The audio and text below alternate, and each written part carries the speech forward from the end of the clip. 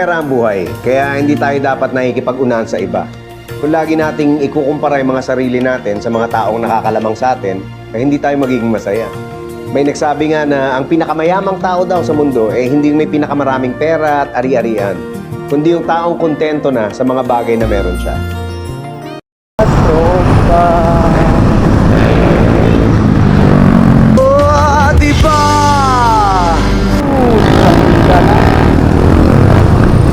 Hindi na tayong nagsasawa. Nakakaputang ina.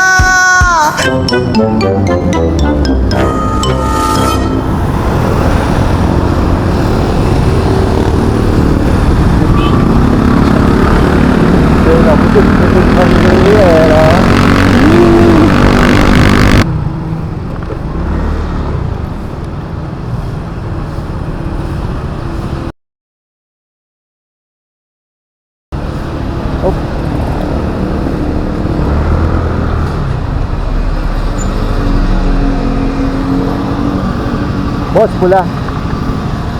I-full tank mo na.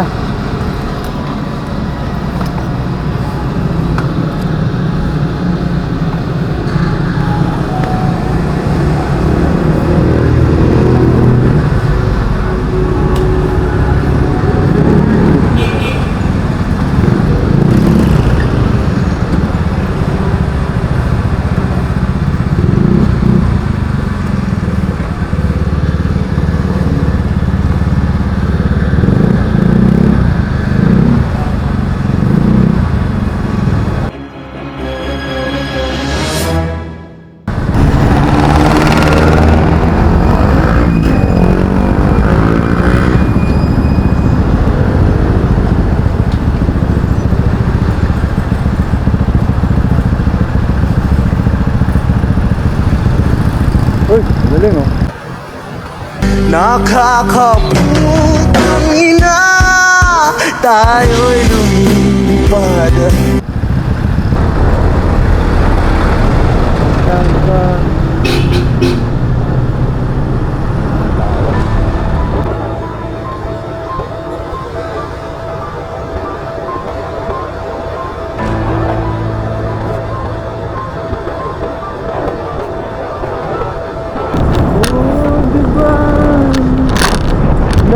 Nakakaputang ina.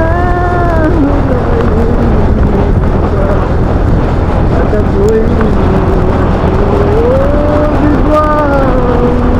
Saan aso?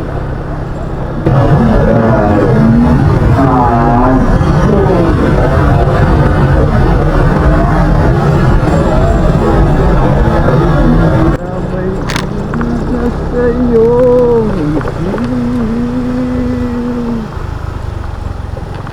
sinalalim mo pa ang sugat dito sa aking daigdig.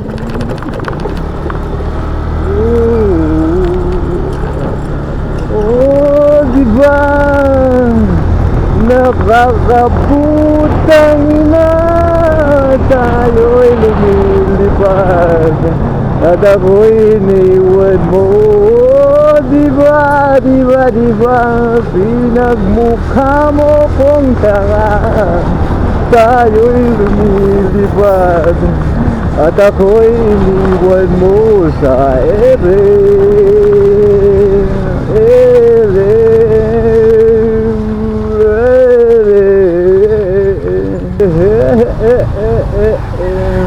At ako'y iniwan mo.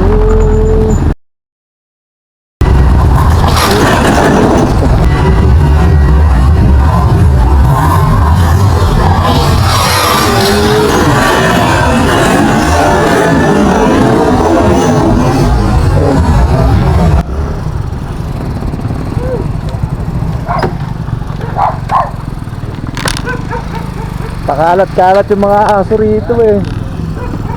Ako pinagkakalan lang eh. Yung aso yan.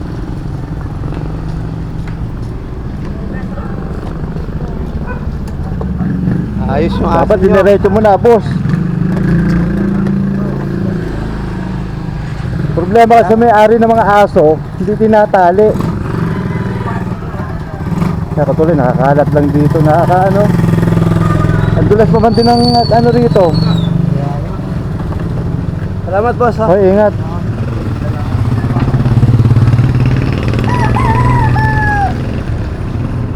Aso to.